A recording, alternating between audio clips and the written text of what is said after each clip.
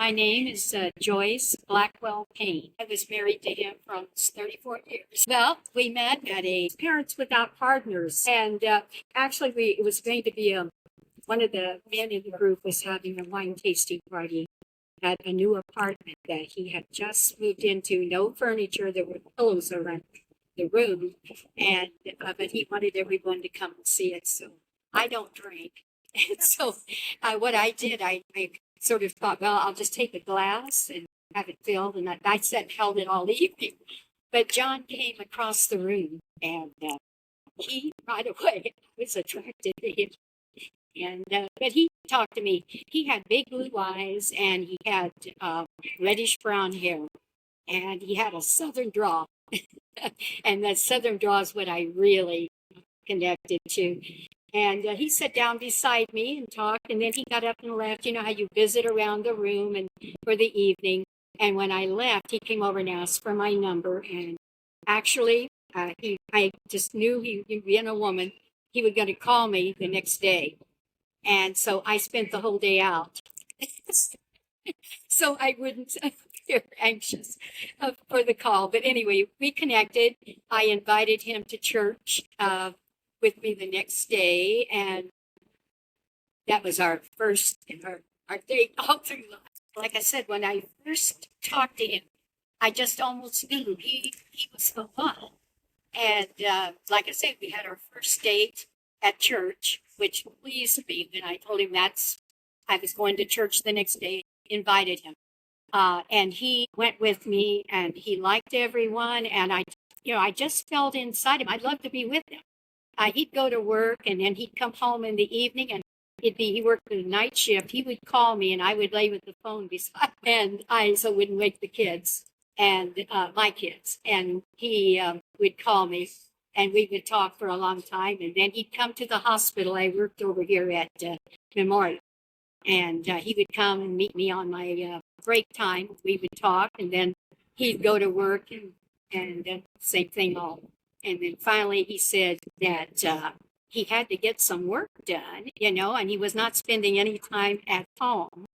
So one night he picked me up after work, and I didn't know where we were going, but he was very romantic in a lot of the things that he took me to. A lot of my first in restaurants all over Monterey and everything, and that's the kind of thing I really love. And but anyway, he took me. He said, we're going to the city.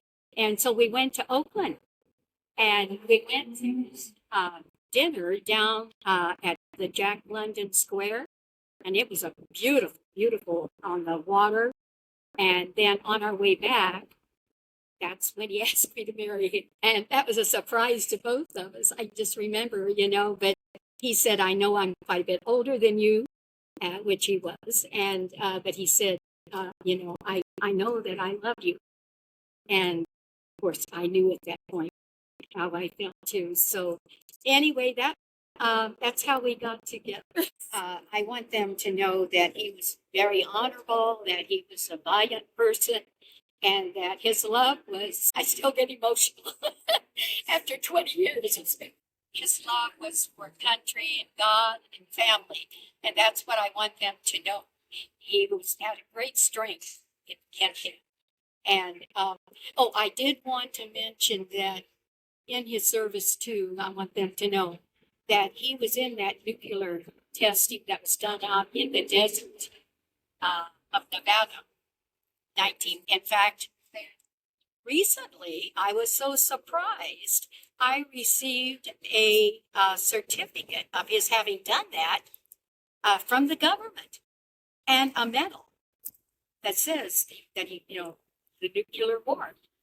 I was, so I quite surprised, and I did give those to. We were sort of like the Beardsley family. He had his children. His first wife died of cancer. He raised his children. I had lost my spouse, and I had 3 children, and so we combined after only having dated 6 weeks.